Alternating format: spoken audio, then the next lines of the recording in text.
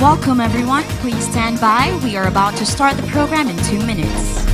Thank you.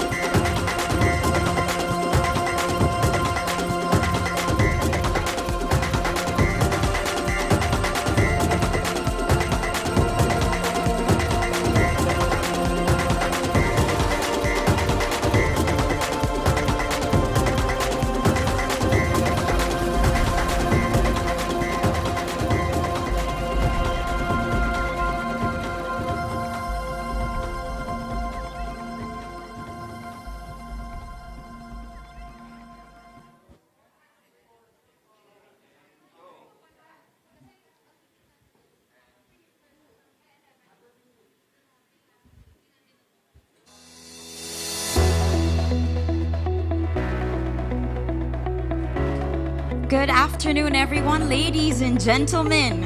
I'm sure that each and every one of you are as excited as I am. We are here today in Clark, Pampanga Hilton Hotel, and I am very excited to share this day with you and, of course, to share every food that we are about to try today. I'm very excited to see, of course, beautiful and handsome faces. I'm sure that we are all having a great afternoon. So once again, my name is Zari and I will be your host for today. We are going to embark this journey with beautiful and satisfying our palates with, of course, the flavors of Pampanga, Manyaman. Of course, today is the 28th of May, 2021, and I'm sure that you guys are definitely looking forward to what is in store for our event today. So shall we go ahead and, of course, start the beautiful day? A wonderful afternoon once again to everyone. How is everyone doing? Just a thumbs up would suffice, yes? Good, all right. I hope they were all having an amazing time and of course an exciting and unforgettable culinary beautiful Hilton Clark. Welcome to Flavors of Pampanga. If you're wondering, Manyaman is the Kapampangan word for Masarap. That's right. I guarantee that our show will be filled with everything Manyaman. So hello to all our Kapampangans watching right now and of course to everyone tuned in and of course our live stream over Facebook and YouTube. Hello po, kamusta po tayo lahat dyan sa inyong mga magagandang tahanan? We would love to hear your thoughts, your expectations of what Kapampangan food that you would love to try. Anything that you would want to share, of course. Go ahead and comment and type in the chat box and share how excited you are all for this afternoon festivities because I sure am super excited as well. You know what? Today marks the culmination of this year's edition of Filipino Food Month. That's right, now in its third year. The Filipino Food Month is a platform for a campaign for the appreciation and preservation of Filipino culinary heritage. From the start, the month-long series of events and activities sparked important conversations among chefs, restaurateurs, food producers, and scholars with an interest in Filipino food. I think we are all included in that, right? And what a better way to culminate Filipino Food Month than to showcase and highlight the culinary heritage and rich food history of Central Luzon. And of course, the rightful host for this culmination is, of course, the culinary capital of the Philippines, Pampanga. There is no denying that the province of Pampanga boasts of the best and must-try Filipino dishes. And of course, you could ever imagine that is right here. One thing that you never absolutely miss during your trip to Pampanga is, of course, to try the amazing food offerings, right? Whether it's local restaurants, hotels, and even humble eateries. Right now, I'm thinking of sisig, bringhe, which is paella, morcon, kamaru. I'm getting really excited, and of course, my tummy is too. That sure made me hungry just by thinking about that, and of course, you guys are getting hungry as well. I look forward to the eating part of the program, which I'm sure you guys are also. But first, let me do my job as I give you a glimpse of flavors and rich food history of Central Luzon. We have invited renowned chefs who will demonstrate the finest Kapampangan dishes and share their insights on the best and thriving culinary gems of Pampanga. This is perfect for those who want to pay a visit for Central Luzon, as this virtual celebration will serve as a sneak peek of what you can expect once you set foot in this region. So are you guys excited? Before all of our much-awaited activities, here to give his welcome remarks, Governor Dennis G. Pineda of Pampanga. Let's all watch this. Magandang araw po sa ating lahat, sa Department of Tourism Region 3 at sa lahat ng participants ngayong umaga. We would like to welcome each and everyone to the province of Pampanga, the culinary capital of the Philippines. Likas po sa mga Kapampangan ang passion for cooking and eating. Mula sa mga masasarap na putahe tulad ng sisig, betute, humba, bringhe at kamaru, hanggang sa mga matatamis na delicacies gaya ng maha blanca, iba-ibang famous halo-halo at tamales, tunay pong hindi magpapahuli ang lutong Kapampangan. Sa katunayan po, more than our famous tourist destinations here in the province, kadalasan pong dinarayo dito ay ang iba't ibang mga Kapampangan restaurants. Kaya iniimbitahan ko po kayo na makilahok sa Flavors of Pampanga para matikman ang mga pinagmamalaki ng bawat Kapampangan. Ngayong pandemya, patuloy po nating pasiglahin ang ating kultura at ang ating tourism industry through supporting our own food and products. Muli, maraming salamat po at Happy Filipino Food Month. Malaos Kopu!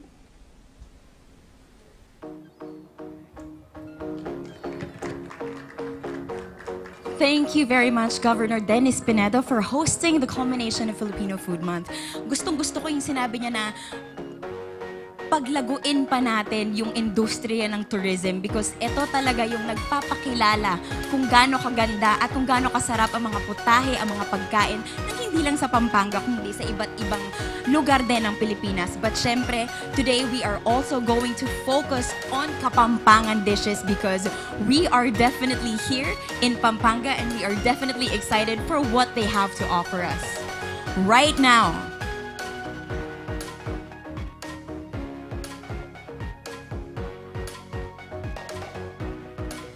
We are going to, of course, introduce to you our next speaker to open this speech, or opening speech, our former President of the Philippines,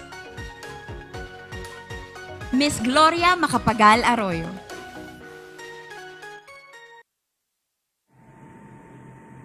My papamanyatang King Pampanga. That means welcome to Pampanga. And congratulations to the organizers and participants of the Flavors of Pampanga, Manyaman. I'm sure this event is an unforgettable food tasting experience for our guests, and another affirmation of the culinary excellence and artistry of our Cabalens. Let's make Flavors of Pampanga an annual affair that our countrymen can look forward to. With ka, Manyaman, mabuhay.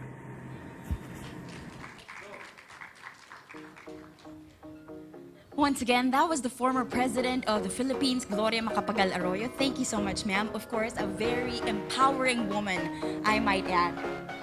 From one remarkable woman to another, our next speaker is known for her relentless efforts in getting our tourism back on track. Ladies and gentlemen, let's hear from the most beautiful Secretary of Department of Tourism, Honorable Bernadette Romulo Puyat. Mayap agat panapon, good afternoon.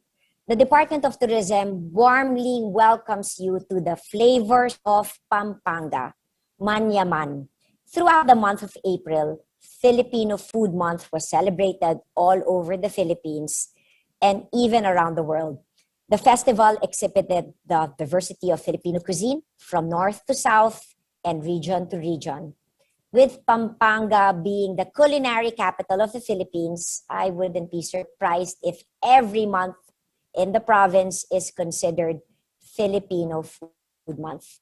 Today, DOT Region 3 brings you an event that showcases the rich culinary traditions of the Central Plains with live cooking demonstrations, video presentations, a special talk, and an open forum with our special guests.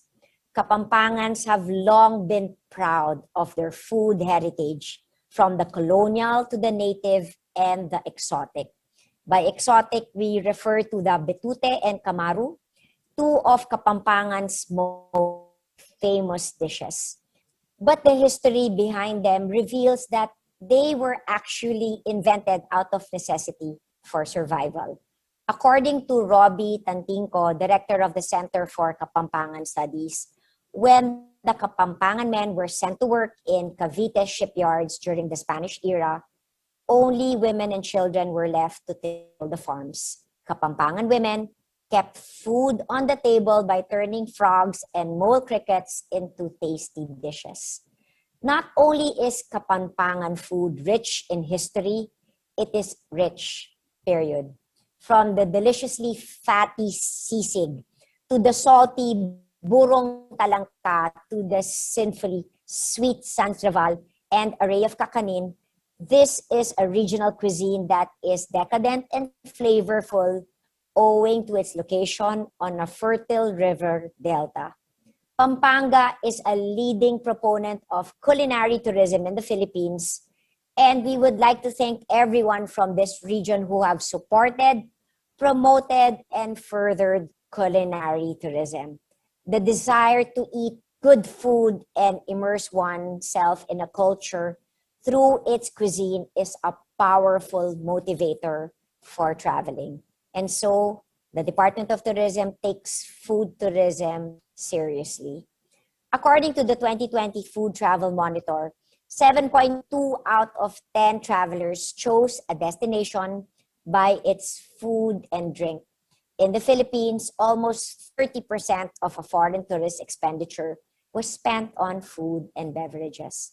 In an archipelago with a myriad of regional cuisines, we have much to offer to the hungry traveler, from fresh seafood to hearty meats, fiesta foods to boodle fights, fine dining to adventurous street fare. During the pandemic, cooking and sharing food, donating to food drives, and starting food businesses help a lot of people to survive.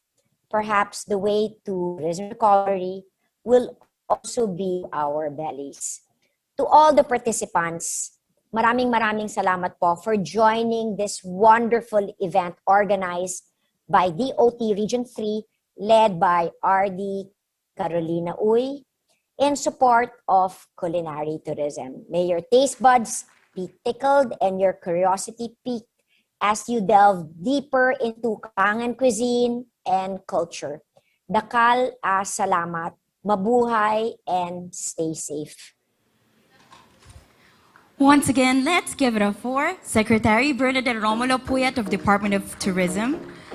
ang ganda nung sinabi ni Secretary na it actually was made out of necessity. But kita nyo naman, everyone from all over the world, from far and wide distances, they all travel here in Pampanga just to try these dishes. Kaya naman, nakaka-proud talaga. At ang sabi pa niya nga kanina, na hindi siya magugulat kung ito ay maging monthly, hindi lang annually, dahil talagang ganun kasasarap ang Kapampangan dishes. Of course, these dishes are definitely made with such an exquisite, katulad ni Chef dito, talagang ready ang kanyang mga ingredients na talaga namang coming from the heart and of course made with love. Now everyone, are you ready of course to find the inner foodie in you? Because ako excite na talaga ako. Kagaya rin ng sinabi ni Secretary kanina, marami pa talaga tayong mga dishes na makikilala or malalasahan dito lamang sa Pampanga. And syempre, ito mga Kapampangan dishes na to, it's rich with flavor. And not just that, it's very nourishing as well. And it's also not just known here in Pampanga, also all the way in Manila, and not just here, of course, globally as well. So sana lahat talaga pwedeng makatikim dito ng mga Kapampangan dishes here in Pampanga. So ano pang hinihintay nyo? The next trip that you are going to think of, or siguro with your friends or your family. And of course, syempre, we all know that we are still in the middle of pandemic, but little by little, I can see that there are things na pwede na natin gawin out of the vicinity ng ating mga cities. I'm from Manila myself, and I have traveled all the way from Manila to here just to try this Kapampangan dishes. And I still already have list of restaurants that I have in mind that I would want to try here, and I'm sure kayo rin. For those of you, of course, who would want to open up your inner foodie just like me and go on a culinary adventure, tara na, sumama na kayo. So what are you waiting for? Sit back, relax, and indulge yourself in this virtual celebration like no other. Let's start with the live cooking demonstration by the executive sous chefs of Hilton, Clarkson Valley Resort. Let's all welcome, give it a round of applause, ladies and gentlemen, for Chef Patricia Messina. Hello, Chef Pat! Hi, Jerry. Kamusta po tayo? Mabuti. Ikaw, kamusta ka naman? Mabuting-mabuti, and I am super excited po. Yes. And I'm super excited sa inyong lulutuin ngayon, Chef. Ayan. So what exactly are you making today? We're making an heirloom recipe. No, I've learned from my grandmother, which is the nilagang baka with chorizo de Bilbao. Ayan. Actually, nahulaan ko, Chef, kasi tinitignan ko yung ingredients kanina. Sabi ko, ano ba to? Ano bang dish ito? Nung nakita ko, sabi ko, bakit may chorizo? So siguro yun ang twist, and so many others, I would say. Yes, that's true. Alright, so what inspired you to do this? Or what's the inspiration for this recipe? Actually, this is very close to my heart. This is one of the first dishes that I've learned from my grandmother.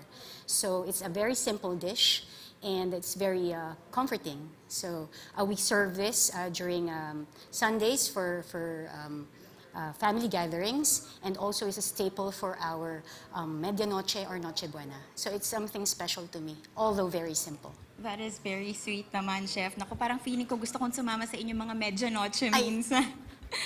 You're very welcome. Thank you so much. So, Chef, si Lola or si Grandma din po ba ang nag-inspire sa inyo to become a chef as well? Yes, my Lola Mamang. The love and passion for cooking, of course, I got it from my grandmother and, of course, my mother. So, and I want to share this, growing up with good food in the house, so I want to share it with other people. And also being a chef, I'd like to share this to the younger generation, so it will continue.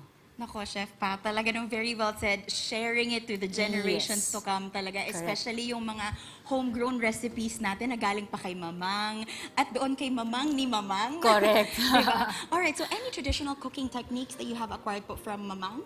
All right. One thing is sangkutsa. Sangkutsa is pre-cooking or parboiling. So, and also cooking low and slow.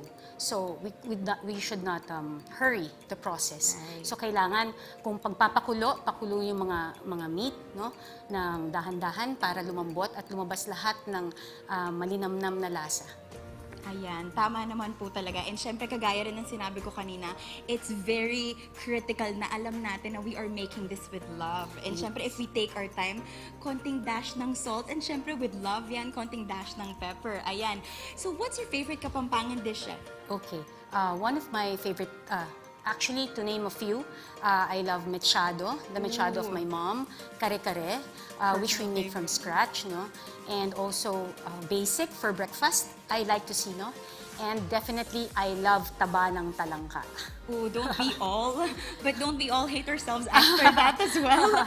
But it's worth it, di ba nga po? Alright, so itong mga putahe na po ito, itong mga dishes na to, why do you think people or foodies all over the world rave about Kapampangan dishes? What's in these dishes po talaga that separates it from the others? Okay, definitely, Kapampangan cuisine is very rich in flavor. And we do not skimp on ingredients, no? We are very generous and we use quality ingredients. So, and with the dishes that we make, no, it's very vibrant in color, especially the vegetables. I can see that. We have greens, we have carrots, oranges, yellows, and reds, yung mga peppers natin. And Chef, can I just ask, ano po ito? That is pink peppercorn, just to give extra color to the final That's dish. really nice. Talagang makikita may rainbow talaga tayo dito. Alright, well, Chef, as an executive sous chef of an international hotel chain, how are you promoting naman po the Filipino food here? Actually, you know, with our menus, no, we try to incorporate Filipino dishes, may it be in our a la carte or banquet menus. And of course, we still, I stay true to the authenticity of the flavors of the Filipino food, but we present it in a contemporary way. That's right. Kasi feeling ko din talaga, apart from doon sa pleasing our palate, syempre dapat pleasing to the eyes din. Presentation is definitely key. Definitely. Of Certainly. course. And once again, that was Chef Pat. And the dish today is nilagang baka. Lagang baka with chorizo de Bilbao or Spanish chorizo. There you have it. I hope that all of you are inspired to serve this at home because nothing beats home-cooked meals. Also ideal if you would want to experience eating in a restaurant inside the comfort of your homes. So once again, here's Chef Pat with, of course, her nilaga. Let's go watch this. Okay, to start,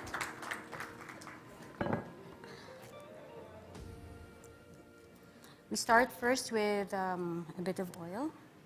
But first and foremost, you know, I've already pre-cooked the beef. And slowly cooked it so it'll be tender. So meron na tayong kaldo, yung pinaka-beef stock niya. Okay. So we start first with browning our beef shank. So ang ginagamit ko ay beef shank. May bulalo sa loob, no? Ayan. So iba-brown lang natin ito.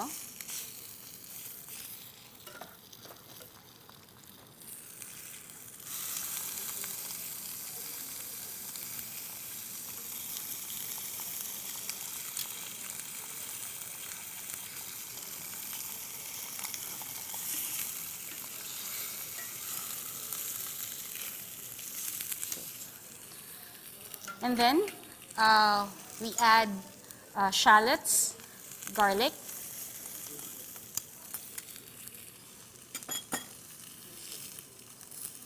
meron din tayong chorizo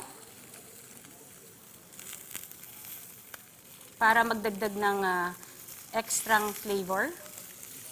So ito yung pinagkaiba ng nilaga, Kapampangan style. At nagdadagdag din kami ng ham bones. So, yon pwede rin gamitin yon. Okay. So now, meron ako naka-prepare na beef stock na ipo-pour na natin ito dito.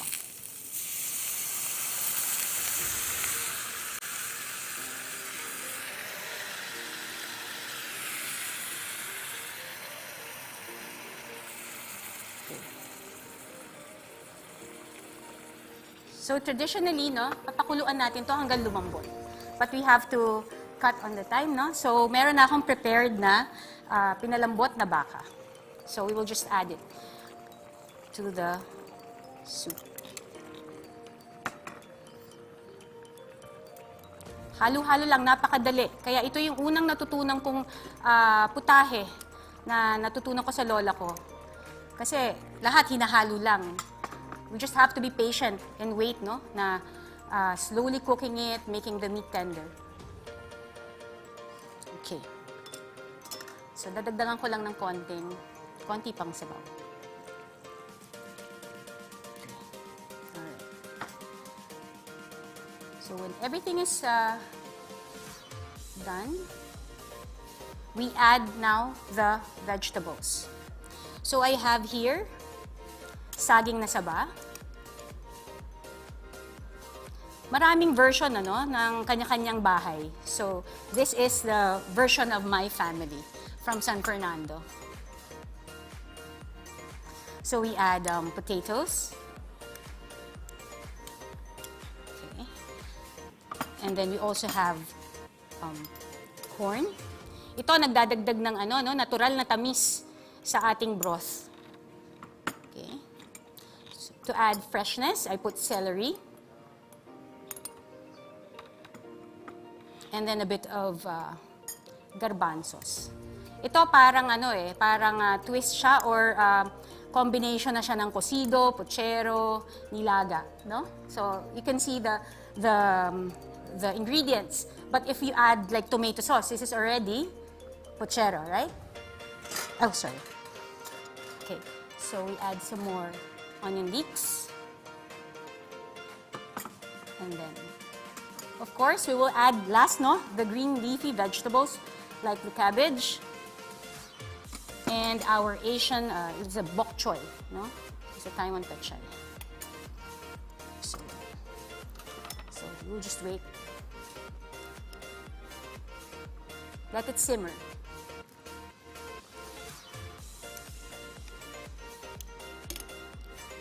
You can add some more, okay. I can add some more peppercorn, to give a bit of spice, but not too much.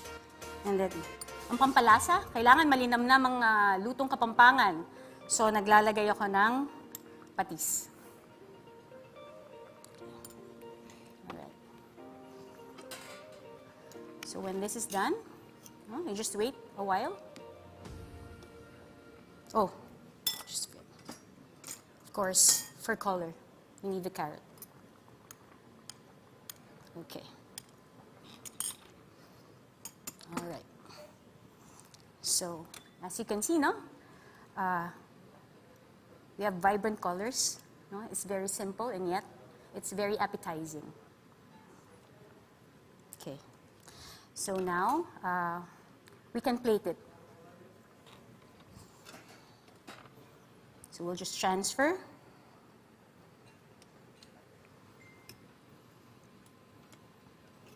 Everything to our serving dish.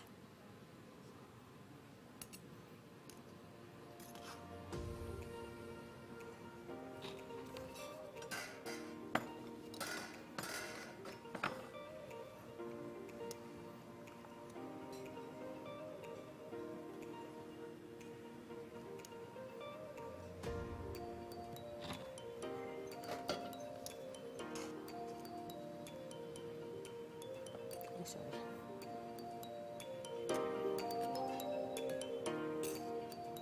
So, i-arrange lang natin ng maayos.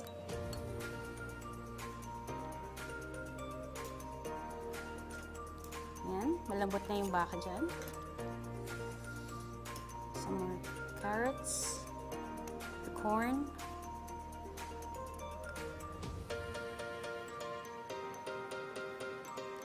So you could also add Baguio beans or French beans to this dish.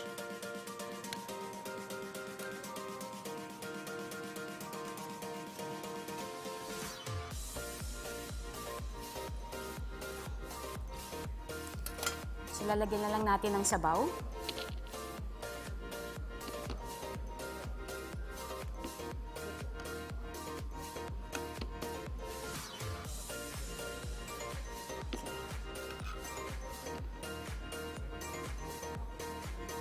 Okay, for a finishing touch,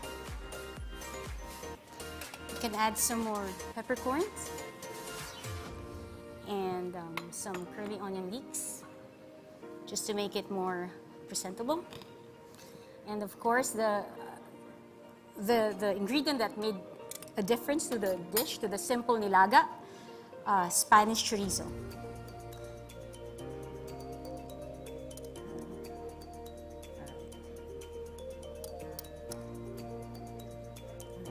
That's it. Okay. So what do we serve this with? We serve it with calamansi, sili, at patis. Kulang na lang? Anong kulang na lang? Kanin. Knock-knock, chef? Tama. Knock-knock, pwede po ba makisali sa Ay, kitchen nako, natin? please come. Ayan, naku! Sorry.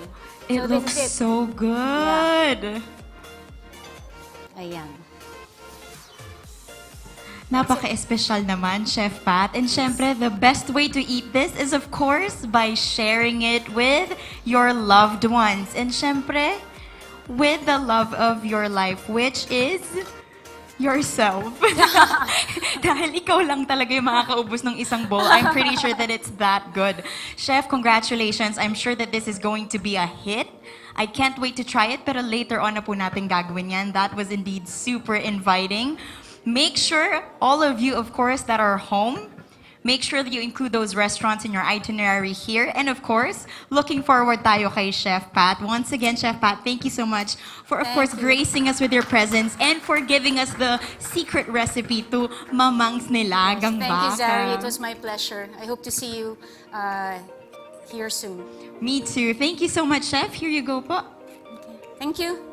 Thank you.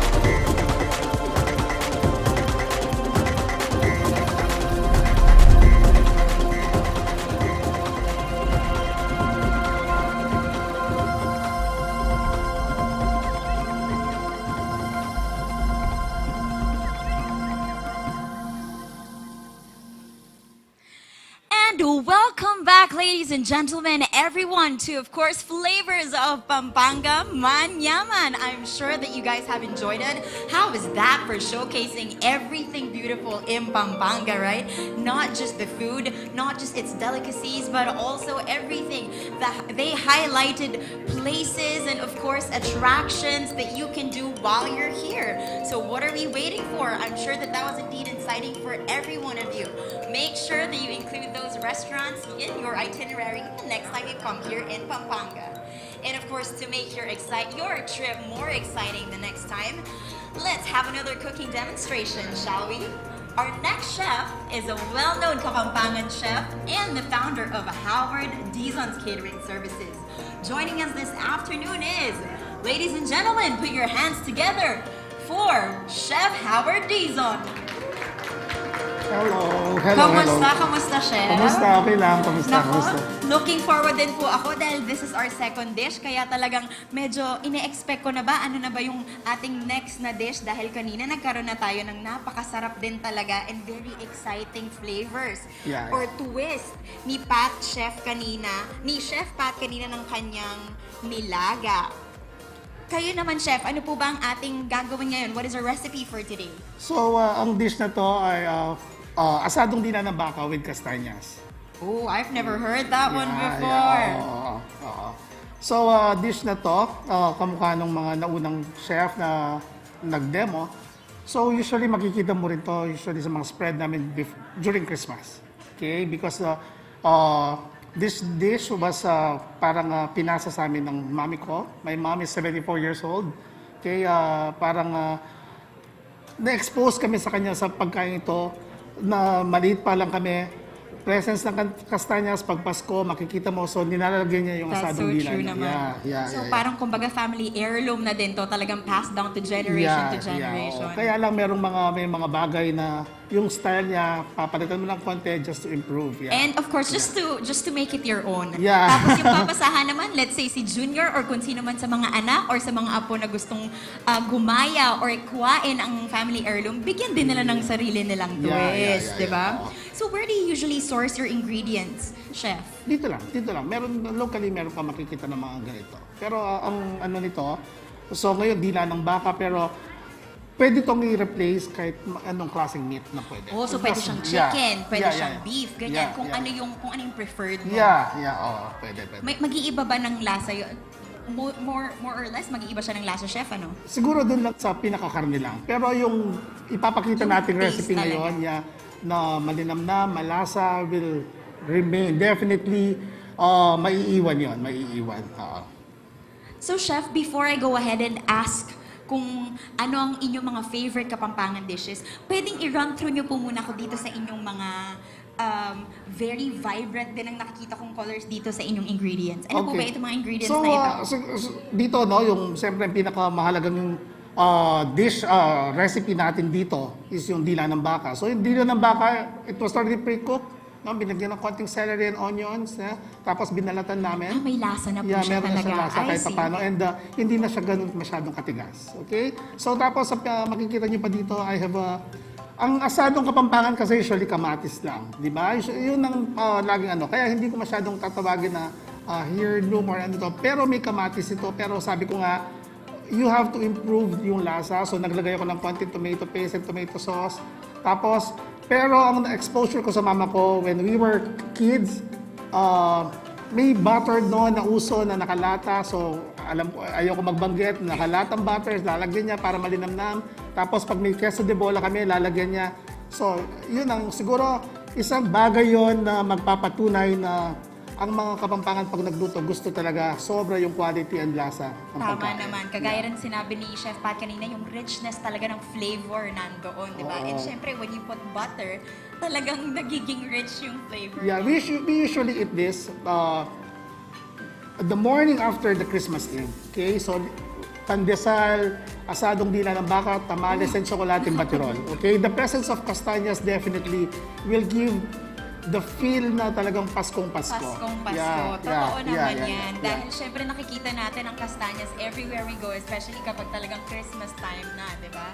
Okay, Alright, so going back to your favorite Kapampangan dish naman, Chef, ano ba ang inyong Apart from this, kasi syempre ito, kumbaga lumaki na kayo dito, talaga nakagisnan yung ito ang masarap talaga na luto sa inyo. Pero sa inyo, ano naman ang ibang favorite Kapampangan dishes naman? Siguro napaka-obvious naman sa katawan ko, no? So, siguro talagang as in talagang hindi ko pagsasawaan ang sisig. Masarap Okay, talaga. hindi ko talaga pagsasawaan dahil meron siyang lasa na hindi ka magsasawa because of the presence of the calamansi. Okay, tapos the presence of chicken liver, yung linamnam.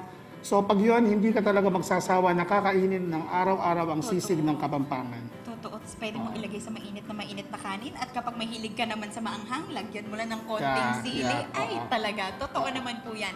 So, Chef, can you tell us more about Culinary in Pampanga? How did you come up with this idea along with Kapampangan chefs po na meron kayo? Okay. So siguro, I'm a graduate of Hotel and Restaurant Management, no? So bilang isang Kapampangan, talagang nakisali pa ako sa isang grupo, no, na Culinary Pampanga.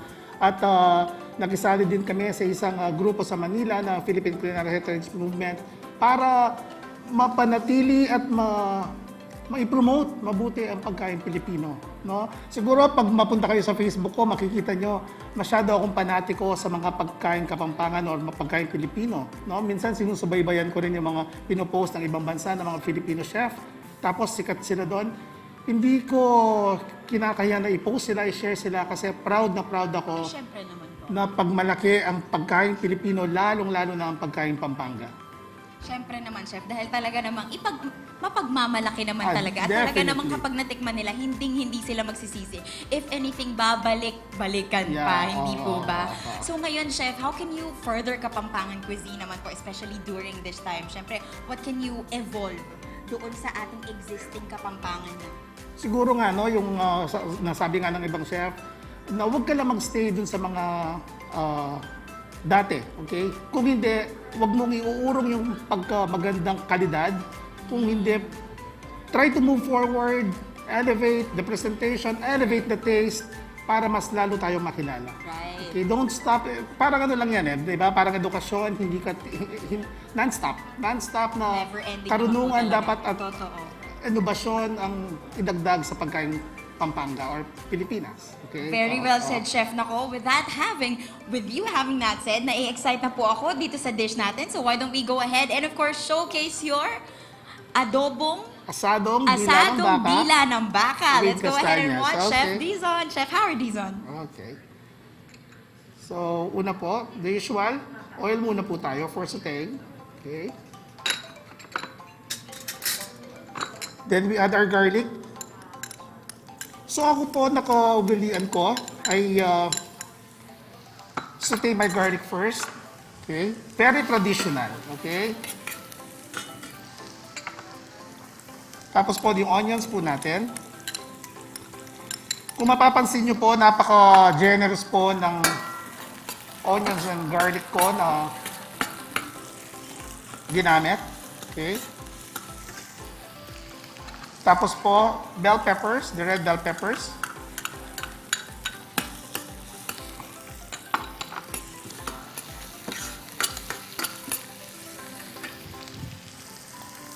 Then, may tomato paste and tomato sauce. Okay. Susutay ko muna po sila.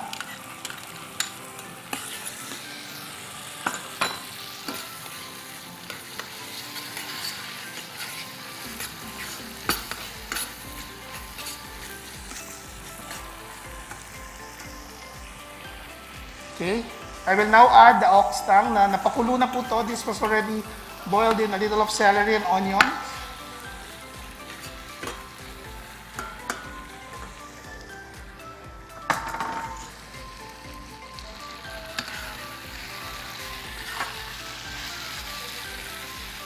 Ito po yung parang tip ko sa inyo. Okay. Kahit papano, parang ipinipirito muna yung protein or yung baka sa mantika or dun sa mga unang ingredients na nagamit or nasaute. Okay? Just, hindi ko alam what's the theory behind, but my mom taught me this na pabihan mo po na mapirito muna ng konti yung karne dun sa sinote mo. Okay?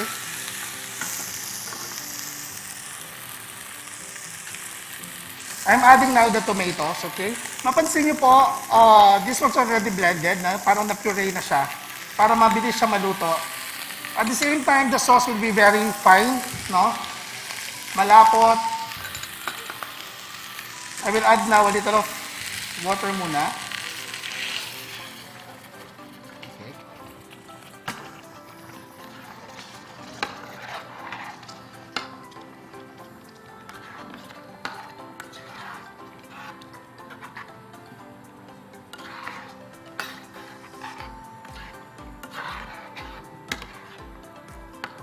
Okay.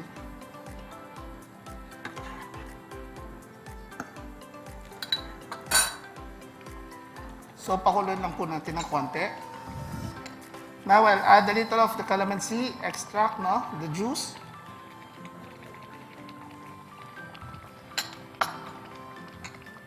Soy sauce. So, kung makikita niyo po, at this point pa lang, makikita niyo ng pagkakrema ng sauce ng asado. Okay.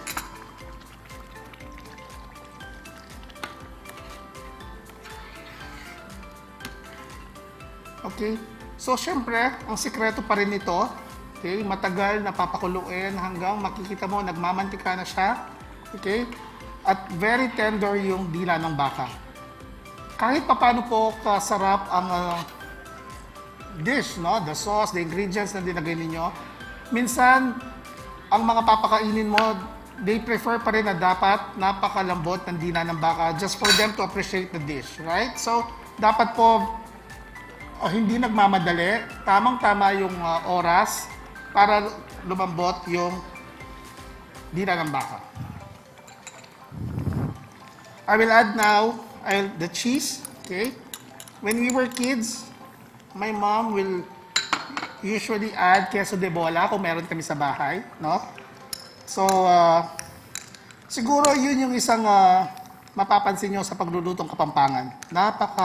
Hindi nagtitipid sa mga ingredients. Okay? So, that's butter po.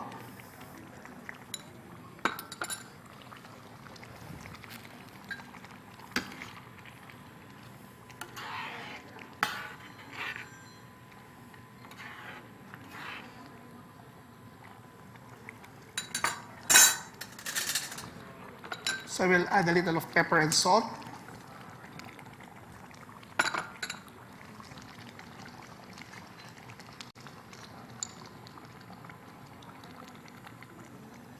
And of course, a little of sugar.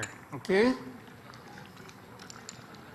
Definitely adding sugar, mas maglalabas ito ng lasa. Okay?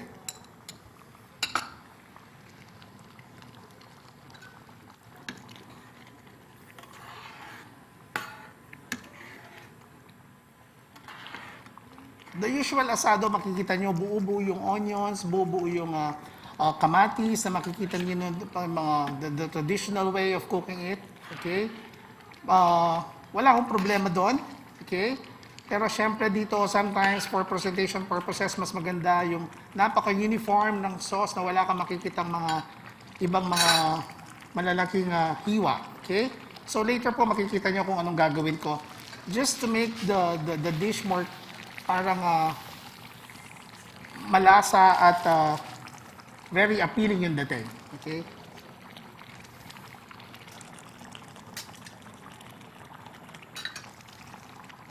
So, papalaputin lang po natin. Okay? So, yung oxtail po pinrepare ko, napaka-tender na. Okay? So, hahanguin ko lang po yung the dila ng baka.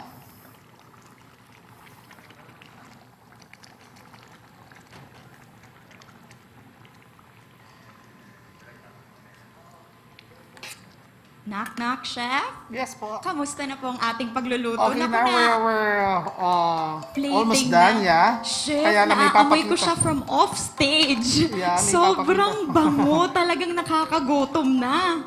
Kanin na lang nga ang ulam talaga. Ay, kanin na lang ang ulam. Kanin na lang ang kulang talaga. So, ipapakita ko lang yung bakit meron tayong isang hand blender na nandyan na hindi ko pa ginagamit. Okay? Na gusto pong ma-appreciate ng mga manonood na walang tinatagong secret si Chef Howard Dizon. Okay? Ooh. Parang ang sarap-sarap. Parang ang bango-bango niya talaga. Naamoy mo siya all over. I was off stage kanina. Sabi ko, parang ang bango naman talaga ng niluluto ni Chef. Nag-order na ako ng kanin, guys. Anybody wants rice? Baka may gusto magpadagdag, magpasabay?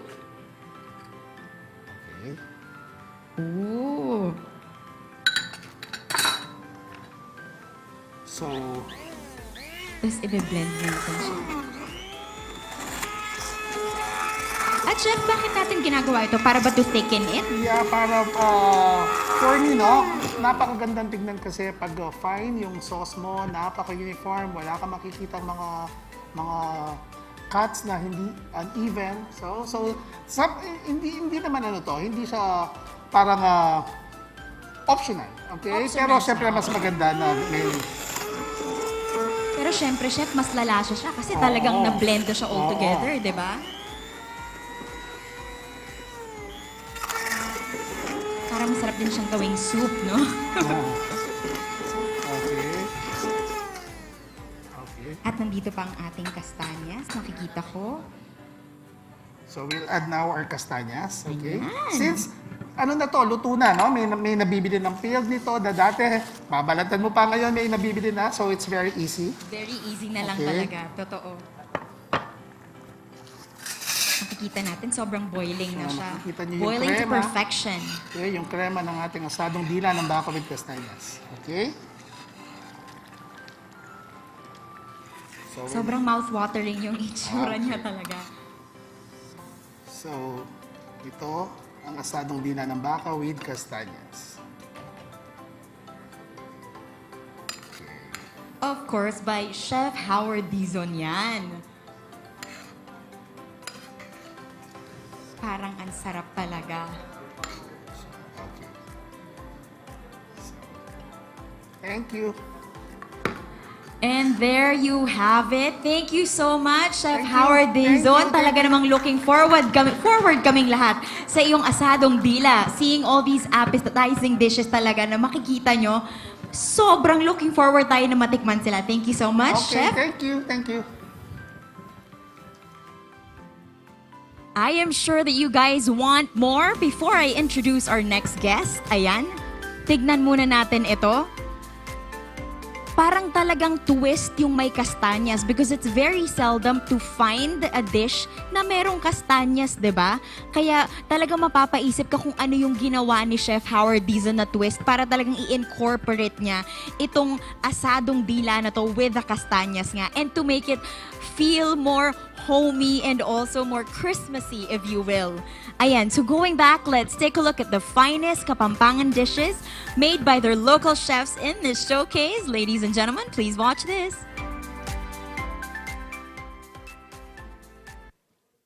Kapampangans in general are warm and accommodating, but one thing that I am really sure of is that Kapampangans are very passionate about food.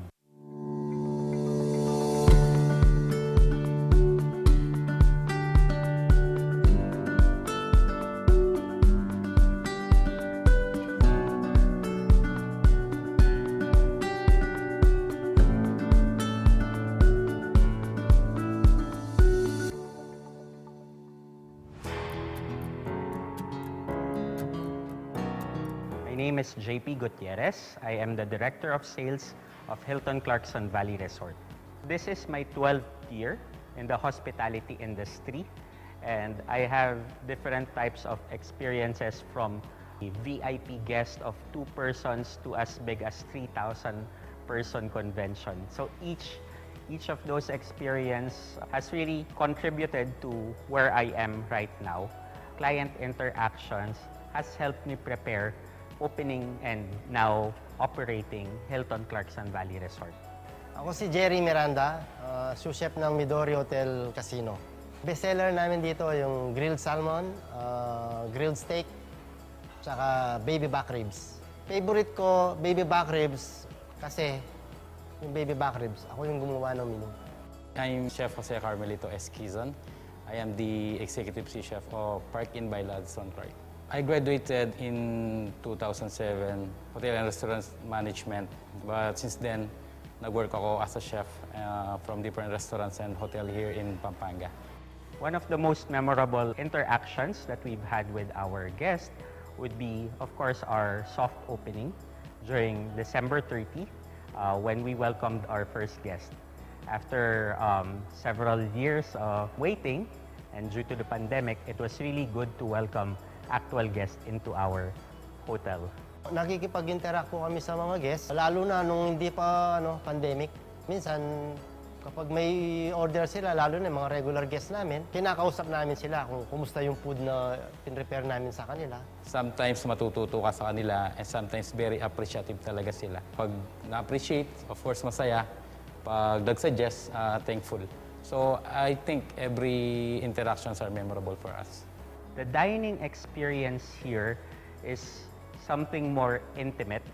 I think that's really what sets Kapampangan dining different from other parts of the Philippines. It's more closer to the heart. Parang pamilya talaga. So when Kapampangans are dining with guests, there's really a more personal connection to it. As a chef, I think not only as a chef, but in whole areas of life talaga, yung learnings continues. So pag may bago, you have to be on track. Hindi ka pwedeng maiwan. So dapat alam mo ano nangyayari, not only here, but all over the world. Kung yung gagawin mong isang bagay, kulang yung ingredients mo, hindi ka masaya sa ginawa mo. Parang may yung lasa na wala na yung isa. Di baling mandagdag ka ng ingredients, huwag mo siya kukulangin. Kasi yung recipe, guide lang siya. Pero ikaw yung balang kung paano siya sumarap. Yung mga Kapampangan dish kasi, as much as possible, we keep it authentic. But on the other dishes, meron din kaming mga ini-introduce based on trends talaga. And you have to be innovative kasi hindi ka pwedeng maiwan or ma-appreciate nyo yung culture ng Kapampangan through food talaga. Yung pong 3 words na, na Kapampangan cuisine, manyaman, malasa, at higit sa lahat, hindi kayo magsisisi pag natikman nyo ang Kapampangan cuisine. Flavors of Pampanga, manyaman! Kenny naka! And I'm sure that everyone enjoyed that. I would like to take this opportunity, of course, to thank Hilton Sun Valley Resort, Hilton Clarkson Valley Resort, for having us beautiful, beautiful hotel. And of course, yung feedback nila na napanood natin, talaga naman heartwarming ang kanilang mga tauan and also people that are coming together just, of course, to get through pandemic and making it easier for each and every one of them, of course, the workers, and not just that, but of course, for the guests as well. Kaya naman, napakasarap talaga ng pakiramdam na nandito tayo sa Pampanga today. And of course, being taken care of by Hilton Clarkson Valley Resort. Once again, thank you so much for having us here. This is such a pleasure, of course. And to see everyone so happy to be here, it's such a fun and, of course, heartwarming feeling. And of course, ladies and gentlemen, when in Pampanga, let's go back to food. Once again, you will never run out of food options. Food that won over the Filipino palate across the country. So what's your Kapampangan dish? Nako, everything is my favorite. Especially seeing every dish or yung mga darating pa na dishes na nalulutuin ng ating mga chefs today na mouth-watering talaga. And of course, conversations about iconic Kapampangan dishes. So moving on to our program, we have invited a special guest speaker to talk about his experiences in advocacy and promoting the food heritage of the country. He was the first Filipino chef invited by the Le Tavole Academy tables of UNISG in Polenzo, Italy, to prepare Filipino dishes that opened everyone's palates to richness and varying flavors of Filipino food. After this experience, he co-founded Philippine Culinary Heritage Movement, a nonprofit organization whose mission is to promote and preserve Philippine cuisine, tradition, and heirloom produce. Let's get to know more about his inspiring stories of pushing Filipino heritage forward. Ako Kapampangan himself once again. Let's give it up for none other than Chef Jam Melchor.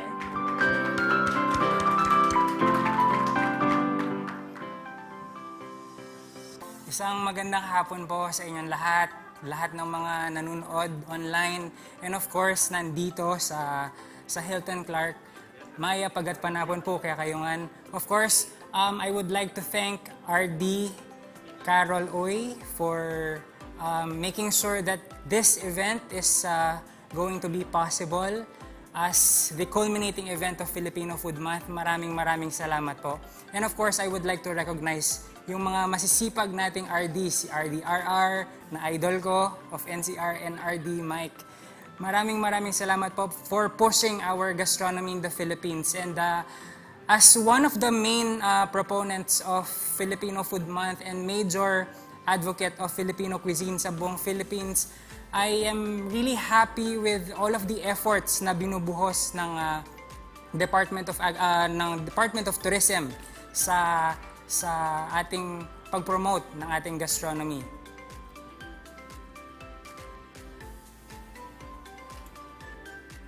So today, actually, I am going to talk about sailing to savor, sailing to flavors of Filipino cuisine. We all know for a fact that our gastronomy is very much diverse. Napakadami nating pagkain from north to south. And with that, we have to celebrate it. Ang dami nating dahilan para sabi nga ni Secretary Berna kanina, hindi lang dapat isang buwan ng Filipino Food Month, kundi dapat araw-araw. And I truly agree with that.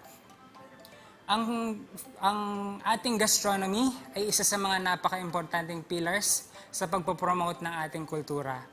This can be a key in promoting the hard-hit tourism industry. Napaka-importante ngayon na maintindihan natin ano ang mga paraan kung paano may promote ang ating bansa. At isa sa mga major ways at pinaka-essential na way ay ang pagkain natin. When we talk about gastronomy, hindi lang siya actually tungkol sa pagluluto, no? Napakalaking food system from producers down to consumers. So when we talk about Philippine gastronomy, it does not only involve the chefs, but it also involves artisans, farmers, fisher folks, and of course, everyone.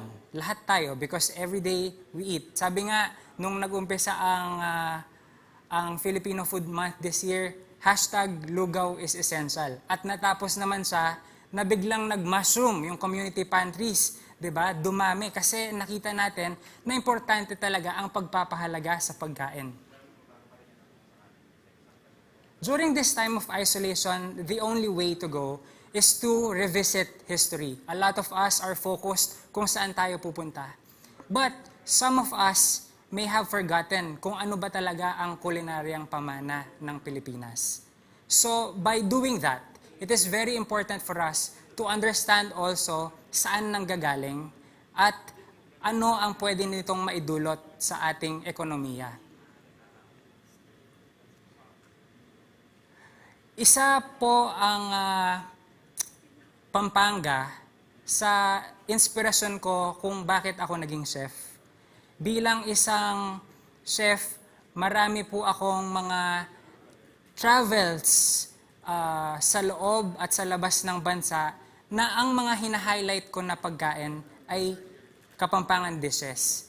So, nung binuo ko po ang Filipino food movement dito sa Pilipinas, isa pong activity na isinaisip namin ay ang pagkakaroon ng Filipino Food Month.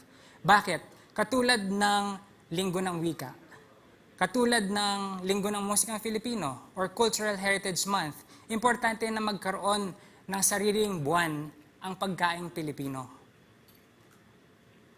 Malaki po ang pasasalamat ko kay President Duterte that in 2018, pinirmahan niya by law ang Proclamation 469, declaring Filipino Food Month every April. That's why, kahit po magpalit na ng administrasyon at mga nanunungkulan, ang Filipino Food Month ay mananatiling permanente. Yun po ang pinakamagandang regalo na binigay siguro nila sa industriya natin na kinabibilangan natin. Now, ang Filipino Food Month, every annual po sineselebrate natin to. This is why, alam ko marami pong nanonood dito na tourism stakeholders, agri-stakeholders.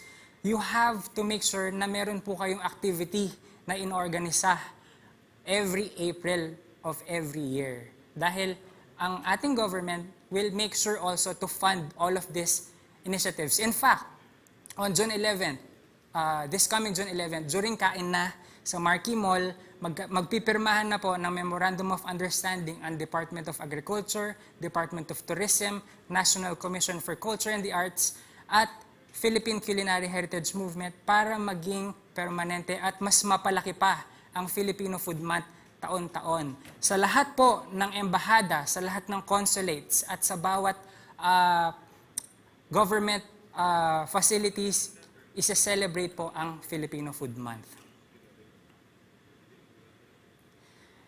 As head also of Slow Food Youth Network in the Philippines, napakalaking importansya ng traceability. Tatlo lang po ang principles na gusto kong ituro sa inyo ngayong hapon na ito. Good, clean, and fair. Ang pagkain ay dapat malinis. Ang pagkain ay dapat nakakatulong sa ating mga producers, sa mga farmers. Fair. At of course, good because it's good for the environment. No? Isa po sa aming mga programa na pinupush ang slow food travel. Ito ay ang pag-create ng isang mapa wherein we can showcase the products of our artisans na anchored sa agriculture and food crops. Food crafts. Now, ito pong slow travel na to ay nag-pilot na sa iba't ibang bansa. Ito po ang example ng Austria. And I think dito po sa Philippines, mag-uumpisa na rin sa Negros at sa Cordillera. At ngayon, inuunti na po namin ang pagmamap din ng Pampanga sa initiative ng Department of Tourism Region 3 Office, no, sa pangunguna po ni RD Carol. Nag-umpisa na po kaming mag-map ng mga food traditions, mga food products ng Pampanga. And I'm sure marami pa tayong madidiskubre na mga food traditions na hindi natin alam before. Ark of Taste, isa po itong archive wherein we also preserve heirloom species or heirloom ingredients, no? Sa buong mundo. We are currently present in about 160 plus countries. At sa Philippines, ang Ark of Taste po natin ay meron na tayong na-preserve na 68 varieties. Kasama po dito ang duman. Ang duman ng Pampanga, which is actually one of the most expensive rice in the Philippines. Sa ibang bansa, umaabot ito ng 400 pesos a kilo. So this is something that we have to preserve and make sure na malaman din, makilala ng mga future generations. Hindi lang tayong mga chefs, but most especially the public. No? We have to ensure the transmission of knowledge. Mindfulness is the key. Mindfulness and maliban doon, traceability, importante po na isaalang-alang natin lagi na more than cooking demos, more than organizing pop-up markets, more than organizing food bazaars, importante ang food education.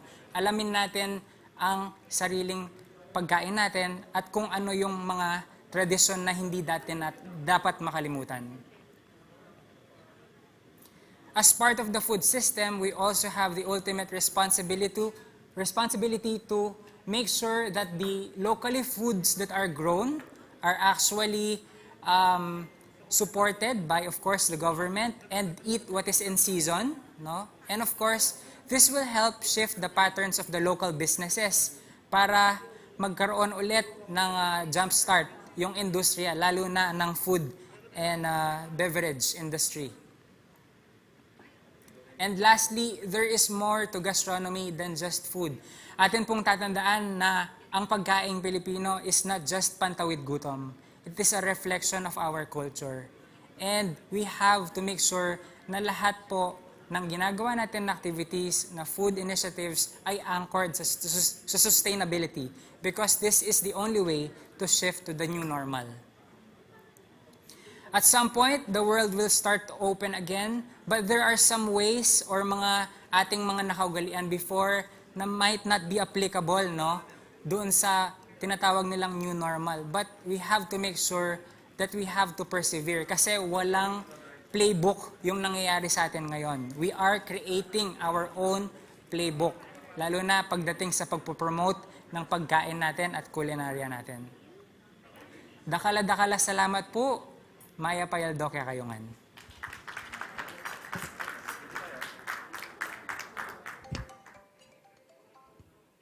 When you serve good food, especially to those people na talagang who knows the food of Kapampangan, no?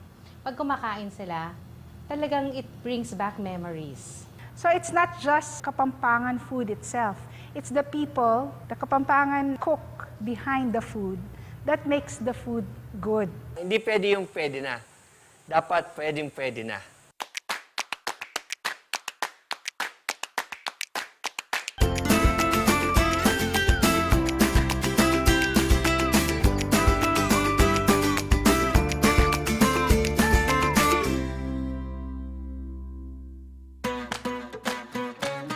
Si Raymond Yabut from Lola Nurse Meriendahan dito sa Mabalacat, Pampanga. Nag-start ang Lola Nurse noong 2006 for friends and family muna. Ang concept namin is parang nakipagmerienda ka lang sa kapitbahay natin. So Tall House is all about the home and all about the family. So we started our restaurant in 1988 here in Angeles City in Pampanga. So when we started, we just wanted a simple cafe with simple food, but that has soul.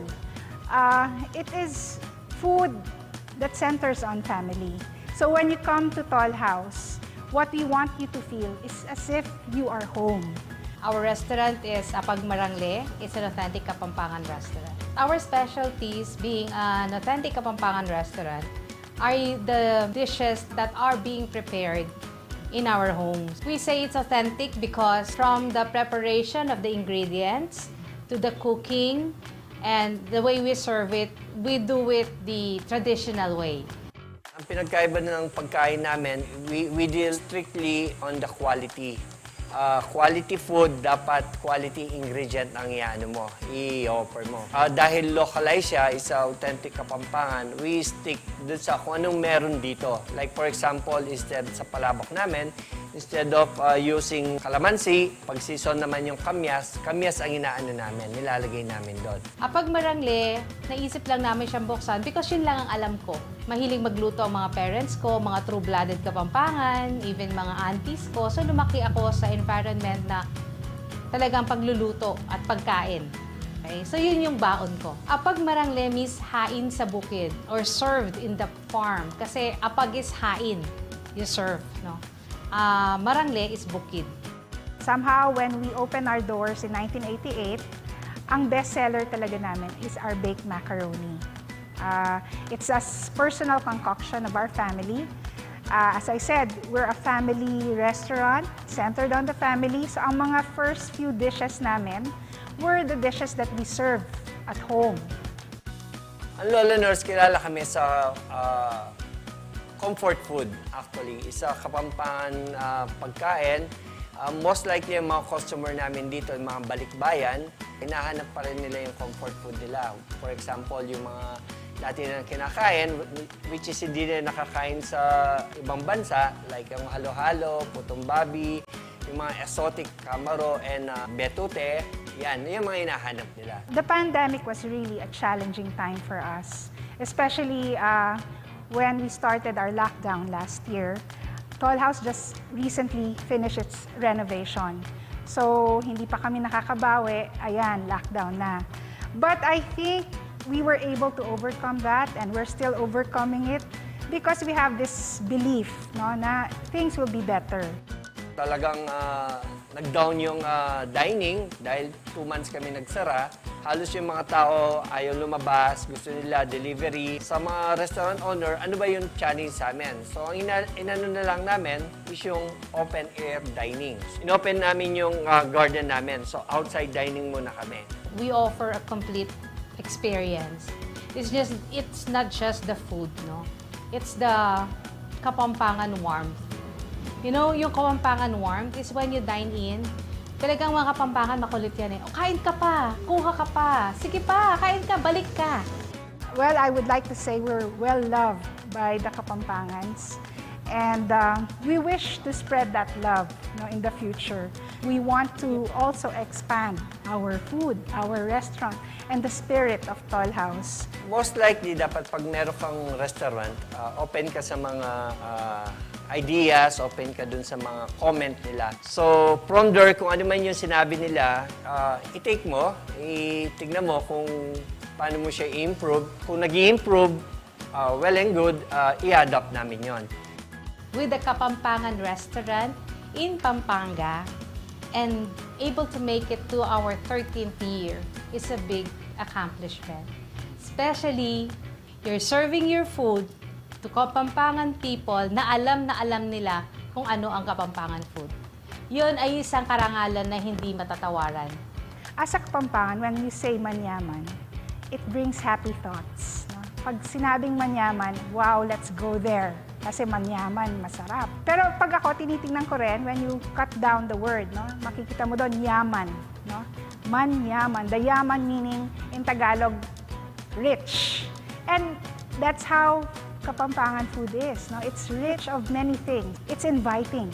Manyaman may be used sa food. Manyaman, it's a feeling. Masarap ang pakiramdam.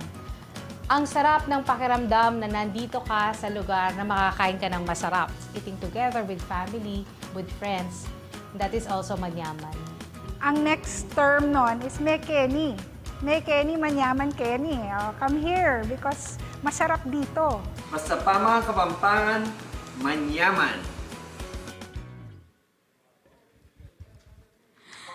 Ayan, manyaman, di ba? Yaman talaga. Ayan ang gusto ko talaga sa mga Kapampangan na rich talaga, hindi lang sa mga dishes or flavors, kung hindi syempre sa pagmamahal at sa kanilang emotion din towards sa kanilang mga niluluto.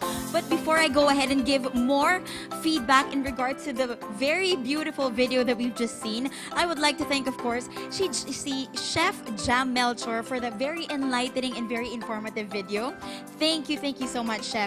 Now, going back to the video that we just saw kanina, talaga namang ang napansin ko, everyone ay parang galing talaga sa family yung love for cooking talaga, and it just really got passed on to generation and generation up until nandito na tayo 2021, and they are still holding on to those dear recipes, dear flavorful and very mouth-watering recipes na talagang lahat tayo ay nag-e-enjoy. Natutuwa ako dun sa mga tinuro nila sa atin, yung manyaman, which is masarap, yaman na manyaman, which is rich in deliciousness. Pwede ba nating sabihin yon? Yaman sa manyaman. Rich sa napakasarap na mga flavors at pagkain dito sa Pampanga. And of course, Mekeni, siguro lahat naman tayo narinig na natin ang very popular na word na Mekeni. Ayan. Ngayon po, from one Kapampangan savory dishes na naluto na ng ating mga previous chefs kanina, how about we treat ourselves naman with some sweets? Ayan.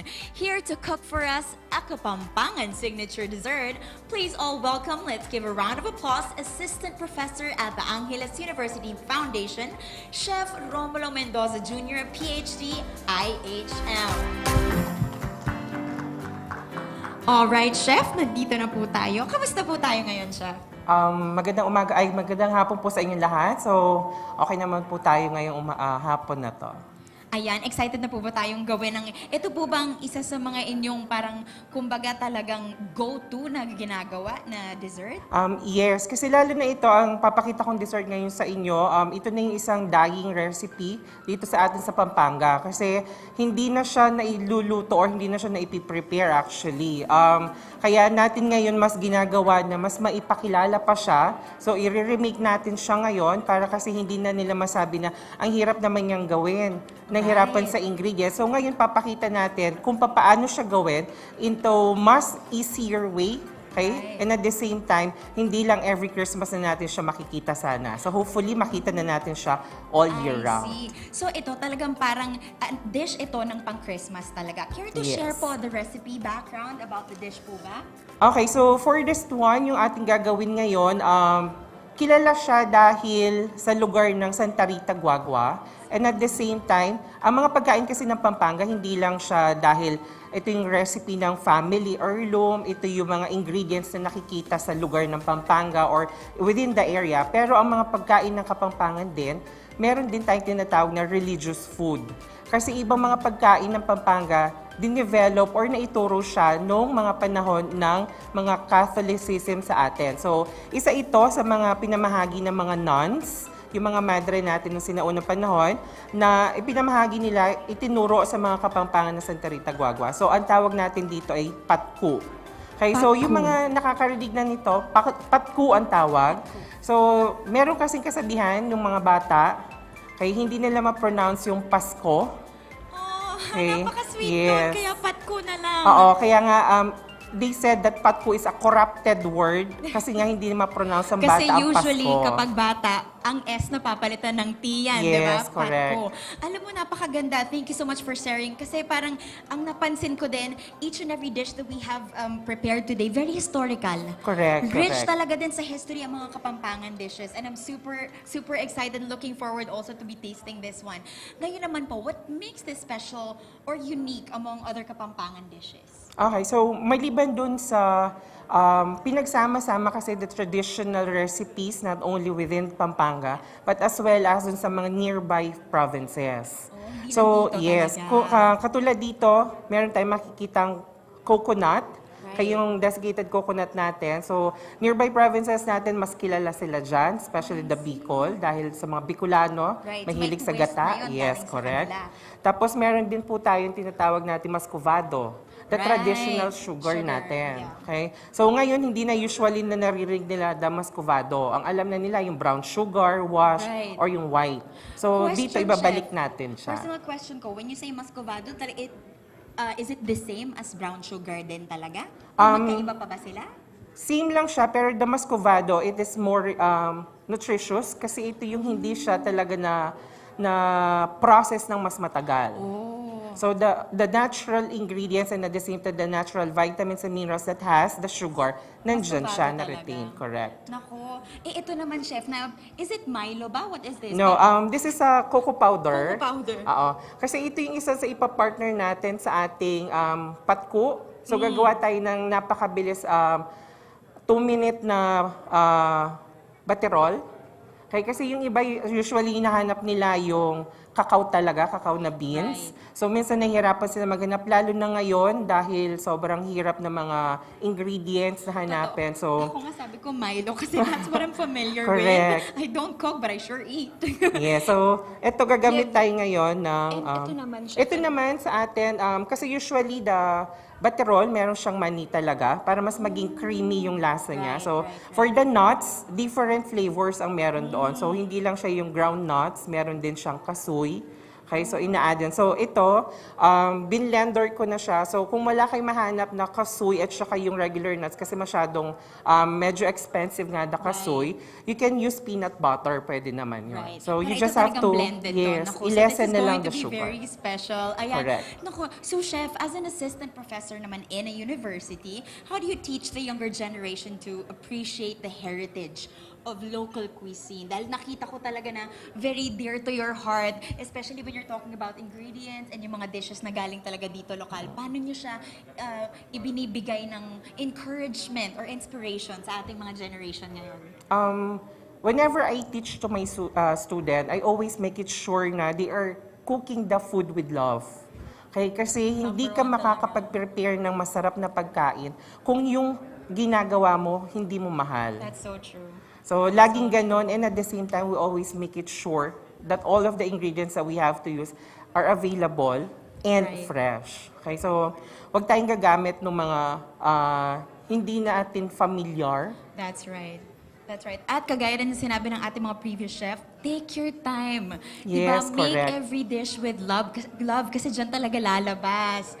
All right. Well, I'm very sure that this is going to taste as amazing. Kayo naman po, share about the Kapampangan influence naman in your dishes or your favorite Kapampangan dish because this one is sweet, di ba po? Do you have a favorite Kapampangan dish naman po aside from the sweet one? Marami akong favorite na Kapampangan na food, pero the usual na I want talaga, yung ating pisto. Pisto and patko. Yeah. Actually, the pisto is yung giniling siya na baboy. Right. Tapos meron din siyang chorizo. So ito yung pinapakain tuwing may pabasa, may special occasion, yung mga ganun na So simple ito yung parang food. pwede sa rice and pwede sa tinapay. Correct. Apo. Naku, looking forward talaga to this one. So, Chef, I'm very excited. Let's go and do your magic. Thank you so much for having us. And you can go ahead and make your patko. Okay. Thanks. So, for our patku, mabilis yung gagawin natin. Yung pinaka-butter lang ang ayusin muna natin. So, sa pinaka-butter lang natin, I'll be using the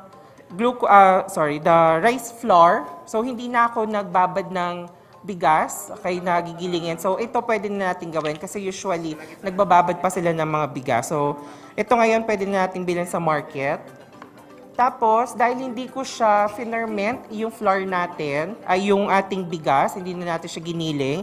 So, I'll be using yeast, okay, para mag-activate and at the same time, para umalsa din siya. Pero kung regular na bigas siya yung ginamit ninyo, tapos binabad nyo siya before gilingin, do not use the yeast anymore kasi meron na siyang natural leavener, okay? So, for this one, I'll be using the yeast, okay? Then, of course, hindi pwedeng walang salt. Yung iba kasi hindi nila alam na pag dessert, dapat lagyan siya ng salt. Okay? Para mag-balance lang the sweetness. Kasi yung iba, sobrang nauumay sila sa sweetness ng mga ingredients or the dessert. So, para to balance it out lang, lagyan nyo po siya ng salt. Okay? Yun din po yung, ginagawa ko sa mga fruit salad. So, yung iba akala nila meron siyang extra ako nilalagay. Sinasabi ko lang asin. Ayaw nila maniwala, then they tried it. So, nakita nga nila the salt will enhance and flavorful pa the dessert itself. So, I add the full egg. And I have here the coconut milk. Okay, then we have water here. Okay. Then, mimix lang natin siya.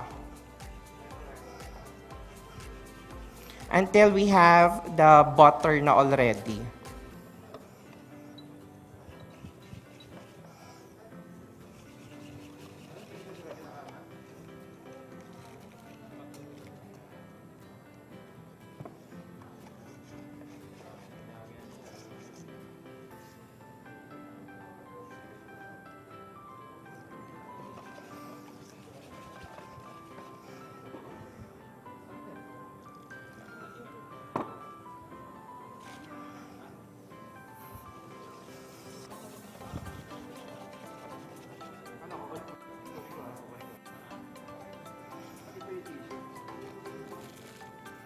Baba ko na lang. Okay, so eto na po yung ating butter. So kung maamoy nyo lang siya, it smells the flavor from your coconut. Okay, kasi ito yung magiging add the glossy and at the same time flavor from your butter. Kasi ito wala siya talagang sugar, natural sugar lang i-add natin. The flavor of the coconut mamaya and at the same time the muscovado, yun naman yung magbibigay ng additional flavor with the patku. Okay, so here's our butter na. Now we're going to prepare it na po. Iluluto lang natin siya ng mabilis.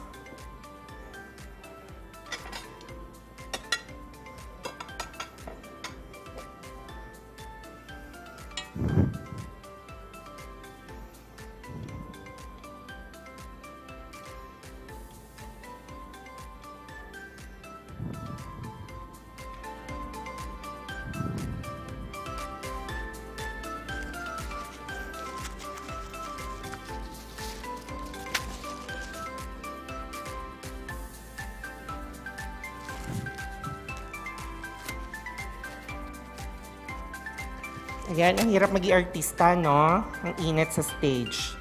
Charot. Okay.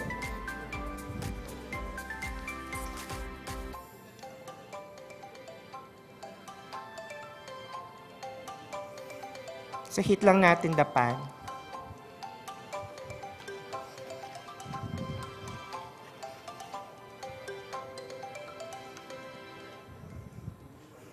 Okay, while we are waiting for the pan to be heated, ito po yung pinakamabilis na ituturo ko sa inyo, how to prepare your baterol. Nang ganito lang po siya kabilis. So first, yung pong ating ground nuts, or if you can use the peanut butter, that will do. Okay, then we do have the powdered sugar. Then yung ating cocoa powder. Then yung ating fresh milk.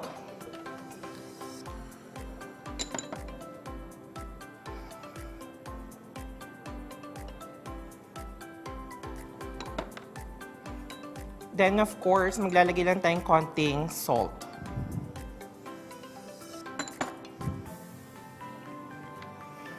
Okay, then i-blender lang po natin siya.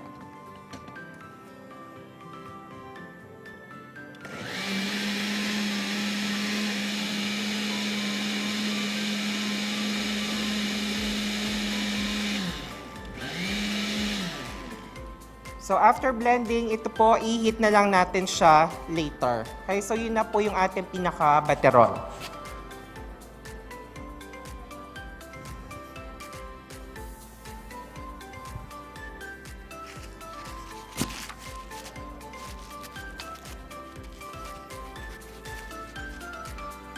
Okay, so okay na tong ating pan.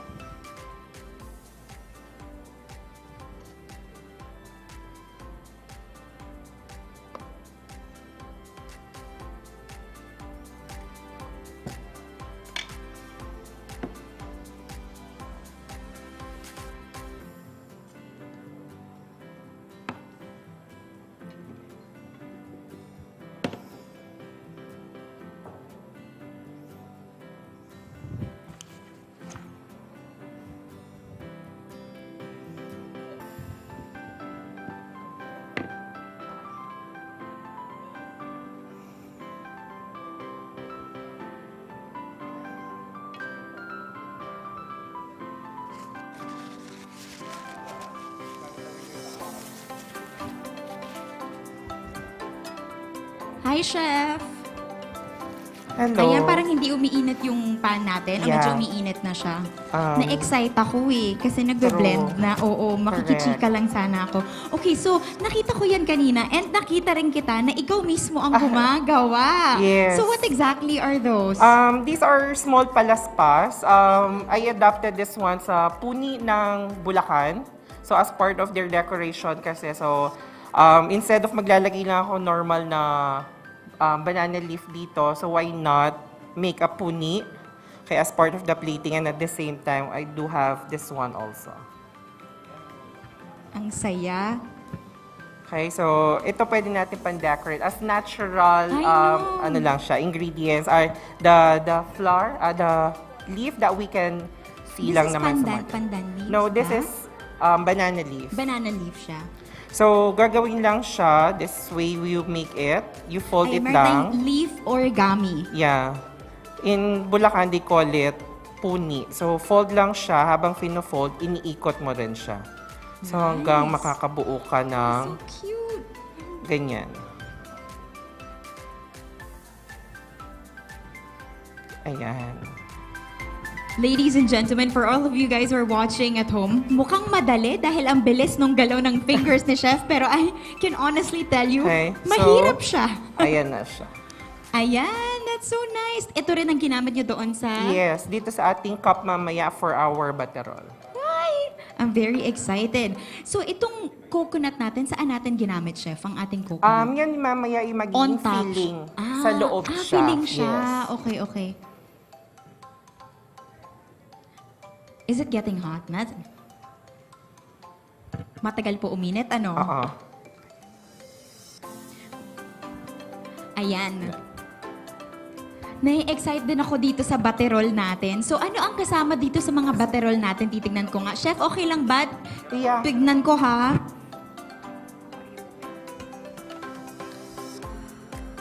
Very frothy siya sa loob and very chocolatey. Feeling ko talagang sobrang bagay sila. And also, I'm very excited to try one of these pero ayoko nang i-try dahil alam kong hindi ko naman magagawa. Patatanggal.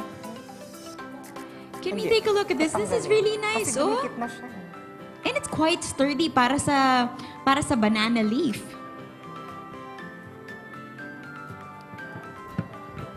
Okay, wait lang. I-ano lang natin tong pan. Dahil, Pinapainit lang natin yeah. ang ating pan. And I am sure that it is going to be worth the wait. Ayan, Chef. So while we're waiting...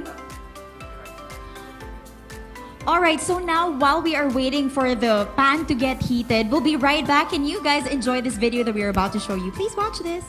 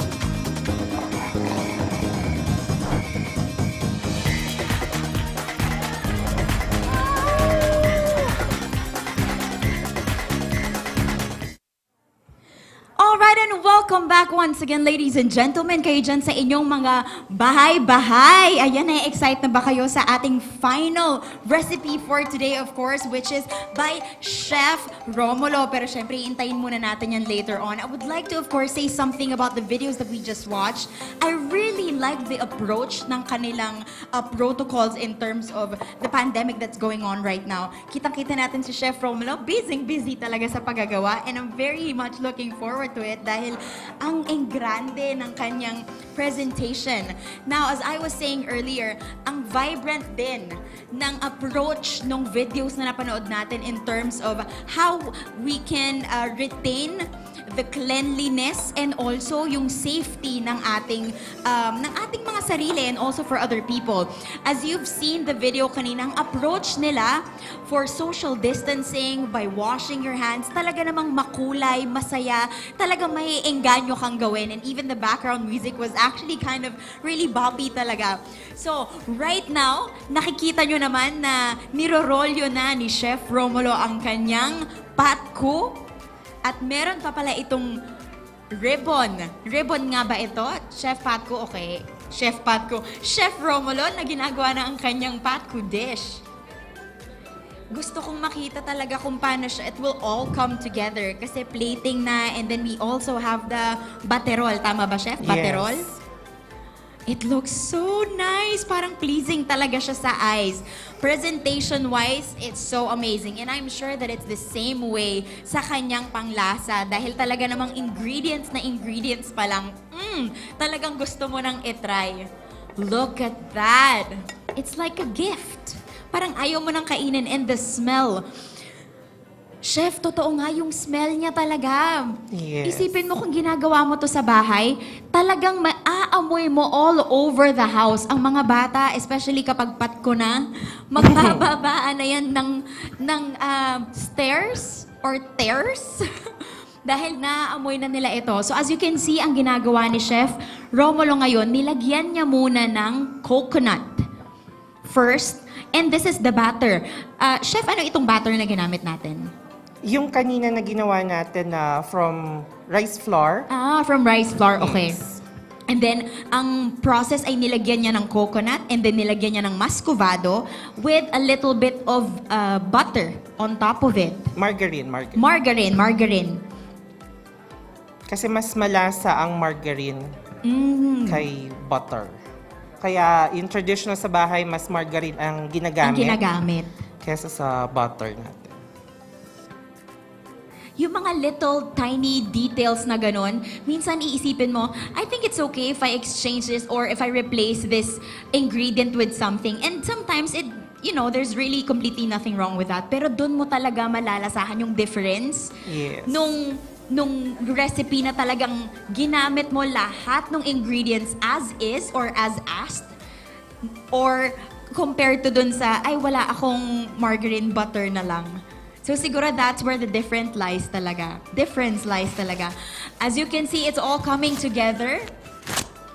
And we still have one more na gagawin ni Chef, and ilalagay niya ulit to. And then, ano na ang next step natin, Chef? Yung ating bateroli, heat lang natin siya para mag-pair with natin siya sa ating patko.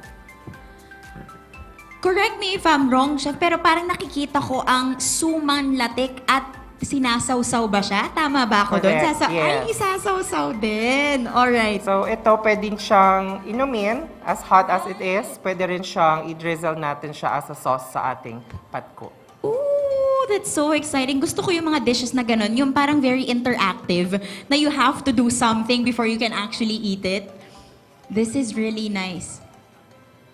And the smell, the aroma also, the aroma is definitely parang intoxicating siya, to be honest with you. Sobrang bango. I can't wait for everything to come together dahil feeling ko talaga napakaganda ng presentation. Ngayon pa lang, Chef, hindi napapaso na yung parang sanay na. Wala, Kasi yung butter niya, yung pinaka patko natin na crepe, masyado siyang delicate. So, kung gagamit ka ng mga utensils, most probably, mapupunit siya. Oh, so kailangan talaga sakripisyo para Oo. para maging maganda ang presentation. Wow, well that's dedication for you guys. Kasi ganyan din natin ginagawa yung mga sinaunang mothers before. So, with love talaga, Oo. paano nila i-fold yung ating Totoo patko. yun. Talagang kapag ginamit yung kamay talaga. Kaya one thing I really love about the Filipino culture also is that we eat with our hands. Mas sumasarap talaga kahit na anong pagkain, basta't nagkakamay ka, especially sa umagahan or sa tanghalian, basta wag lang sabaw, kasi medyo mahirap. Pero yung mga talagang pangkamay na pagkain, ay talagang napakasarap at syempre mas masarap pagsaluhan. And with this one, talaga namang shareable talaga siya dahil tatlo ang ginawa ni Chef Romulo. And there you have it. Look at that! So, prepare lang natin mabilis ang ating, excuse lang po. Go ahead and look at it, guys. It is made to perfection. At wala pa yung baterol natin dyan. Can you imagine? And the cup is so cute. So, kanina nag-blender na tayo nito. So, ihit lang natin.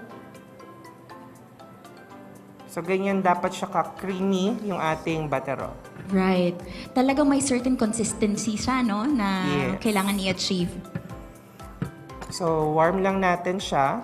So, your butterol na is here. So, either you drink it as it is or prepared natin siya sa ating patko. Excited ako kasi feeling ko kasi I have a sweet tooth, so I really love chocolate. So parang ang feeling ko talaga it's so rich. Tapos yung consistency niya, hindi siya malabnaw, hindi rin siya thick.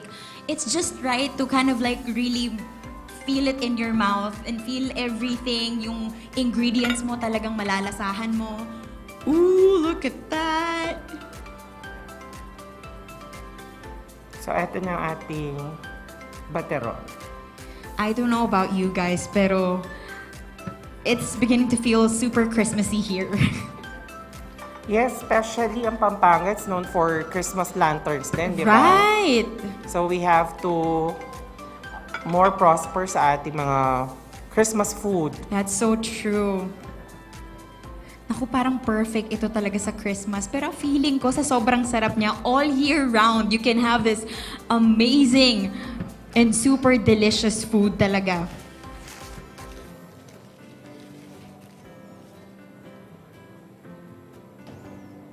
Chef Romel, papasa na ba ito na delicacy ng Pampanga? Or can you find this sa iba na meron din silang different take on it or twist, ganon?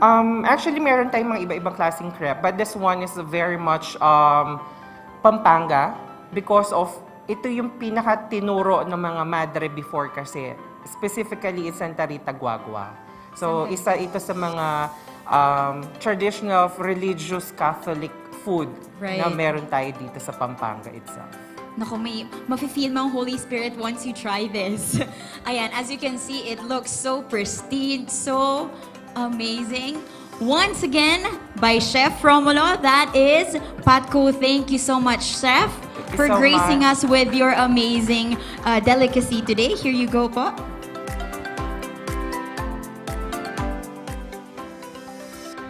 Once again, I am glad I am able to discover these gems right here, nowhere else in Pampanga.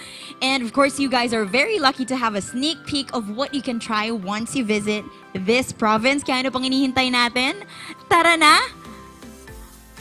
Make sure you've listed this down in your must-tries dahil ako definitely nagawa ko na yan. Lahat yan nasa listahan ko na. Pero syempre, I think you are missing out if you haven't tasted these Kapampangan dishes. Kaya lahat yan, titikman natin later.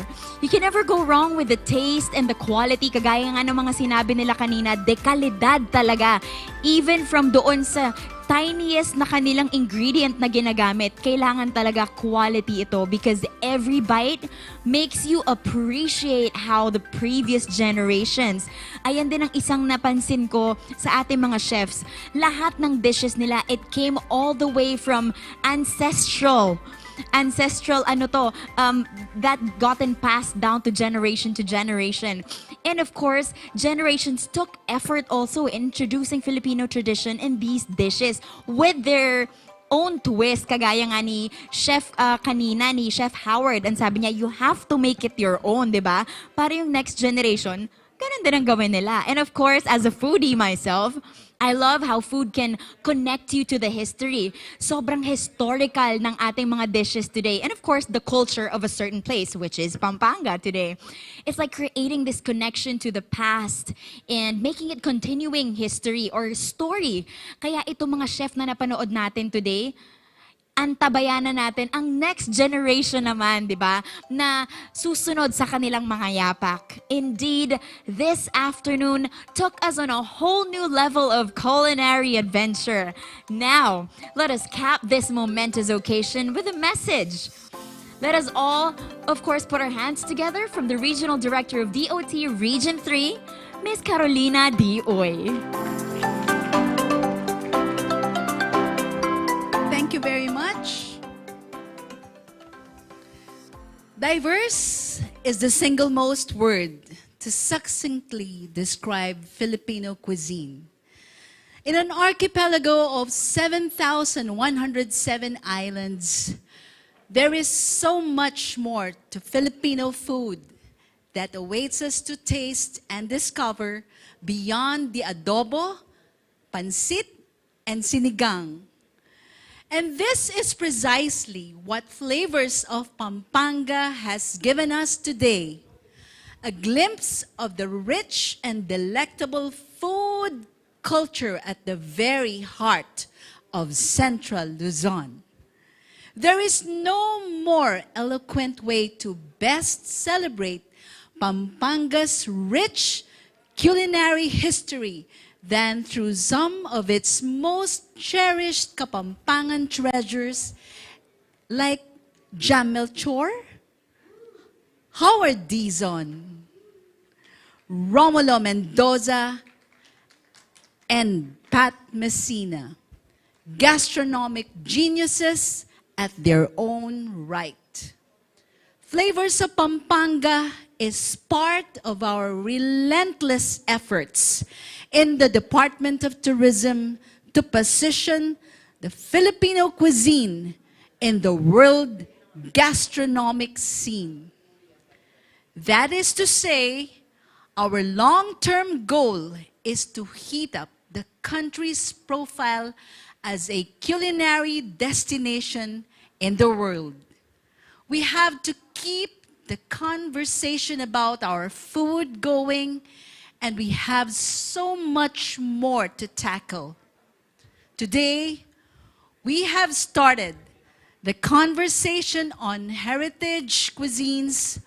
Where else but at the center of gastronomy in the country, Pampanga. It is our hope that today's event will draw any hungry traveler to explore the province's most iconic cuisines as what we have seen prepared by some of its homegrown culinary talents. Iconic dishes such as nilagang Paskong Kapampangan, asadong dila, bringhe, bobotu or tamales, buro ng talangka, betute, kamaru, a wide array of desserts like turones de casoy, sans rival, tibok-tibok, biko, and the best pork dish in the world, sisig. There is indeed so much more to Filipino food that is yet to be tested and discovered. And Flavors of Pampanga is our invitation to take that culinary journey around the country, starting with the rich and diverse Kapampangan cuisines. Rest assured that the Department of Tourism will be hard at work to drive in awareness among Filipinos, first and foremost, to be proud of our food and the nation it represents. With the global reputation that the Philippines has already established, we are confident that Filipino food will, sooner than expected, become household names in every global citizen. An old adage says that the best way to a person's heart is through his stomach. It is quite certainly also that the best way of understanding one's culture is through his food.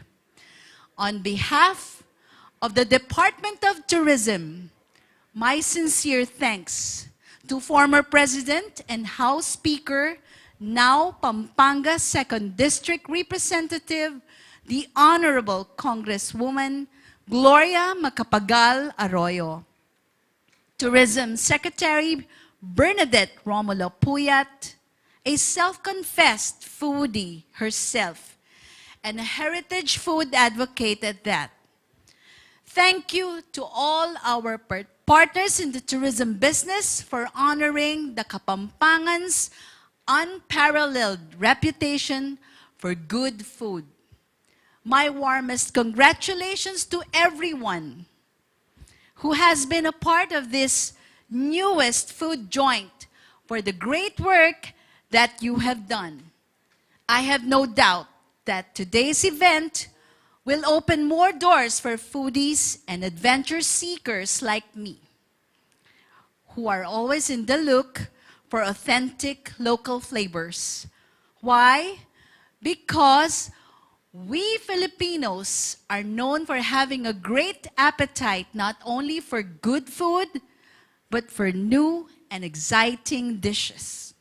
Our love for food often, if not always, brings us on food holidays in places such as what we have here today. Where there is good food, there we will always be. Thank you all, and mabuhay.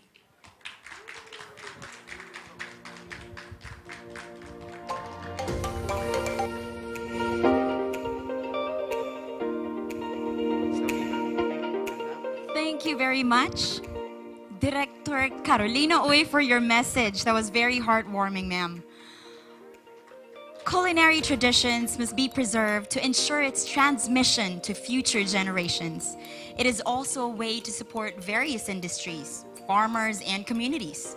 Let us support our local cuisine and be advocates to preserve our culinary heritage, not just during Filipino Food Month, but every day of our lives. Are you now planning to next trip? Central Luzon it is, all right? You may check out the Facebook page of DOT Region 3 to know more about the destinations and activities you can try in their provinces. You can, of course, also check out Facebook page of Department of Tourism to get updates on how traveling is done under the new normal that we are in right now. It is also very important to take notes of the safety protocols and travel safely. Once again, this is Zari Giselle, and it has been an immense pleasure hosting this celebration with you. Thank you everyone for joining us. We hope to see you next time, and enjoy the rest of your afternoon.